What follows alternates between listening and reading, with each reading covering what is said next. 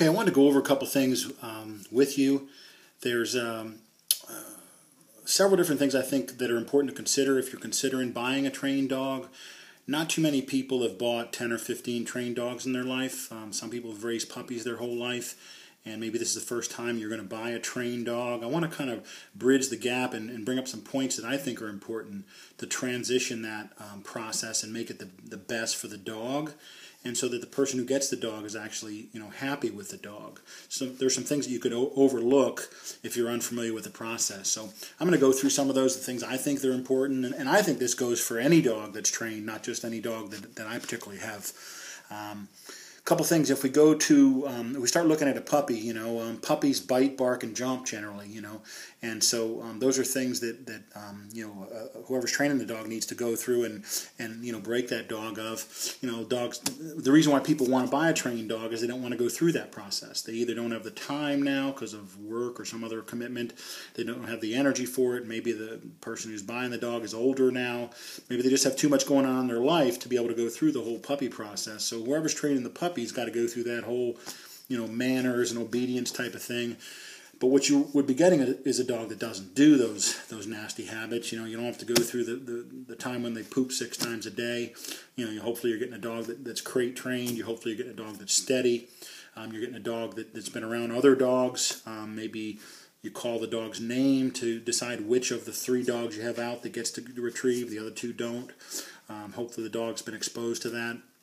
The dog's retrieved on land, they're retrieved on water, they've been around different scenarios and different farms and different types of land structure, which is something I think is important. A dog needs to retrieve across a creek and a ditch and big water and tall grass and shallow grass and marsh grass. And, training your own dog, you may not have that ability to have access to the different kinds of land, so a dog gets exposed to that.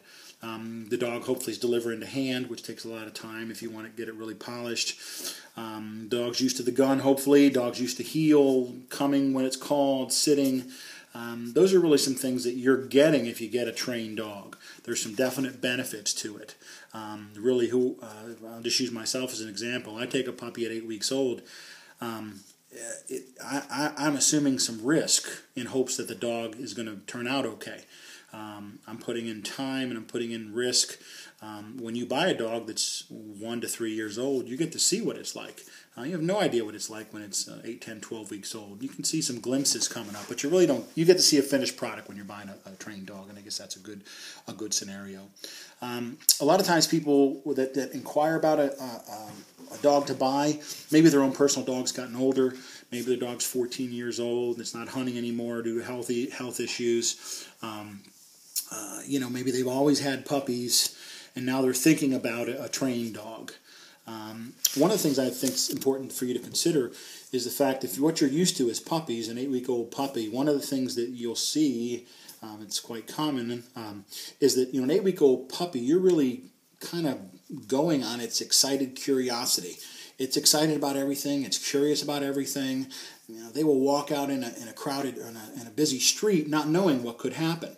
They don't have any reference library to go by, so to speak, in their brain at 8 weeks old or 3, 4, 5 months old. Even they don't have a lot of that, and they almost have a courage that could get them in trouble. The example I like to give is my own personal dog. He's now 7, but when he was 4 or 5 months old. We got in an area where there was a farmstead nearby, and I called him, and he didn't come because his obedience wasn't in perfect order at that time. And he got up around the house, and there were several dogs chained. There were chickens running around the yard, and he's excitable and has curiosity about the whole scenario. I finally get up there to him, and he gets around one of the dogs on a chain. It happened to be a pit bull. And my dog, a puppy, thinks it's exciting and fun in a game to play with this pit bull. Jump over the pit bull, back and forth. The pit bull is snapping, growling, biting, really wanting to eliminate my dog if possible. And my dog thinks it's funny. He's playing around, he's dipping and dodging and just having a great time with it. I was able to get the dog back. But that's just an example of that excitable curiosity that young puppies have for quite some time in their life, and they can almost be exposed to new situations and not know it, and it could be a bad situation. But you can take advantage of that when you have a puppy right away, and I'll tie in some more to that in just a little bit. So that's kind of what it is. An 8-year-old puppy doesn't have a reference library. It will learn that over time.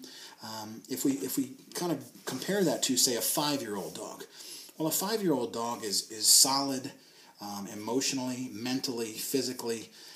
They're mature mentally and physically and emotionally. They've been around the block a few times. They know who they are as a dog, so to speak. They have a reference library. They have a reference library to rely on. Hey, here's a dog. I'm looking at this dog and analyzing it, and I don't need to be afraid of this dog. I'm higher on the pecking order than the dog that's approaching me. And maybe they've also run into dogs where they can interpret the fact that they're not the number one dog in the pecking order, and maybe they behave differently. All this happens with nonverbal cues with dogs. But really, a dog that's 5 years old is fully mature and comfortable in his own skin and really knows who they are. So if you're getting a dog that is kind of in the 1 to 3 year old category, you're getting a mixture of that. You can't take advantage of excitable curiosity as much because it does have some maturity. It's starting to build a reference library, although that reference library isn't totally complete. The dog is not physically, mentally, and emotionally mature. It's in that kind of a transition zones, so to speak, and I don't think a lot of people bring that up. He's not the dog that's 1 to 3 years old is not comfortable in his own skin. They're testing different things, so I think it's important to know. I think a dog that's 1 to 3 years old needs to be brought along in certain categories, meaning they're going to hunt and they're going to do all the things they're trained to do. You can visually check that out real quickly, and I know that's important to people as far as buying a dog. But really, they're not going to have to teach the dog to sit or to deliver to hand or some of the other things I listed earlier. But I think it's important that the dog be kind of brought into social situations in a slow, simulated manner. Well, why? An 8-week-old puppy doesn't care. A 5-year-old dog doesn't care, but a dog in that 1 to 3 year old range is still figuring things out and calling on that reference library, which still isn't clear in their mind, of good and bad situations. How do they act in a particular situation? They're not mature enough to handle anything just yet, and they're not clueless enough, like an 8-week-old puppy, that they don't care about analyzing a situation. They're kind of in that middle zone. I sold a dog to a guy in South Texas a couple years ago. Wonderful home, wonderful place, great environment for the dog. The father took the dog out hunting every morning. The son took him out every day out after school. They hunted dove and ducks. And their 10-year-old daughter takes the dog and trains it to jump off the diving board into the pool. So really a great environment. And talking to the guy after he received the dog, he loved the dog and would send me videos of hunting and pictures, which is wonderful. But he told me that they hunt near an area where they have cattle, and they have a water tank for the cattle, which is apparently a couple 1,000-gallon tank they cut in half, and it's a watering bowl, so to speak, for cattle. And they try to have their dogs get in and get wet to cool off and drink some water. So what he told me is he just, he had the dog there, and he just picked it up and threw it in the tank for his first exposure. He said, after I did that 3 or 4 times, the dog figured out that if he's hot and thirsty, he should go in the tank. Probably could have been a better way to do that, because again, if you're dealing with a kind of the 1 to 3 year old dog, they're more nervous about it than an 8-week-old. And they're more likely to react to it, because they're starting to use their mind in their reference library of good and bad scenarios, than a 5-year-old dog probably wouldn't care. They're comfortable in their skin, they know who they are. That's just an example of, there's probably easier ways to do that. They also happen to hunt with an airboat and go across the marsh in the dark and 5 o'clock in the morning at 50 miles an hour. I suspect, just knowing the scenario, and again, I'm not criticizing the home, I'm just giving you examples of things to consider. I'm sure what happened, the dog didn't get any exposure to the airboat. It was probably 5 o'clock in the morning, it's opening day of duck season, we got to get out there before the ducks are there. Throw the dog in the airboat and take off. Dog was fine, but it was obviously nervous, and he sent me pictures, videos later, which is wonderful. But again, the dog, I'm sure, was just thrown in that situation. I can't simulate an airboat and get a dog used to it.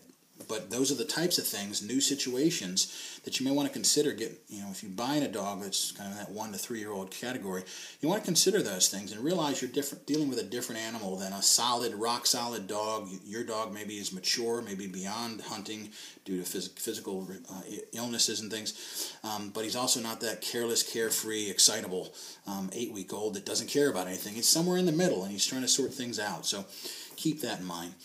If you're going to buy a dog that's trained, it's probably going to be in that 1 to 3 year old category. I think that's a better time to bond with a dog.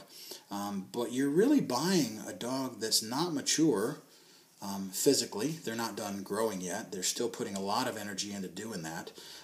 You can't overwork them. If you do, mentally they don't handle it as well. They're just not mature totally physically, not done growing. A lot of energy still has to go into that. They're not mature mentally just because of time. And they're not totally mature emotionally. And this goes really for most any dog. If you had a dog that you said, didn't care about any of those situations, that's fine and good. But a lot of dogs are going to sit back and analyze it because they're in an age bracket, so to speak, if you're buying a trained dog in the 1 to 3 year old category, that aren't going to be solid like that. Sometimes a dog that's bold and doesn't care about the scenario, sometimes can be harder to train too. So keep that in mind, because you don't have a bold dog from an 8-week-old puppy. You could end up with a dog that's bold. As an older dog's harder to control. So the dog you're going to buy, if it's in that 1 to 3 year old category, has a partial reference library. They've been in situations where they came upon a dog that they were the number one dog in line. They were high up on the totem pole. They were higher in the pecking order, and when the dogs were brought together, they knew that and could analyze that and have that to base decisions on. And they've probably been around dogs where they weren't the number one dog in the pecking order, and they've learned and processed all that. But their reference library isn't solid. They're not the 5-year-old dog who's solid and knows who they are and are bulletproof in every situation. Enough time hasn't passed. There's no bad part about the dog. It's just a matter of time. Obviously you can't rush Mother Nature. You can't make an 18-month-old dog like a 9-year-old dog that is just solid that way. So I think you should think about that when you're bringing a trained dog into your home, into your family. It's not the retrieving and the hunting stuff, which everyone wants to work on and wants to, hey, let me get him at 80 yards and 100 yards and 150 yards. The dogs I would have would be used to all that stuff, but it's the slow socialization, transition, exposure to new environments that they're. I think you need to think about that if you're gonna bring a new dog in.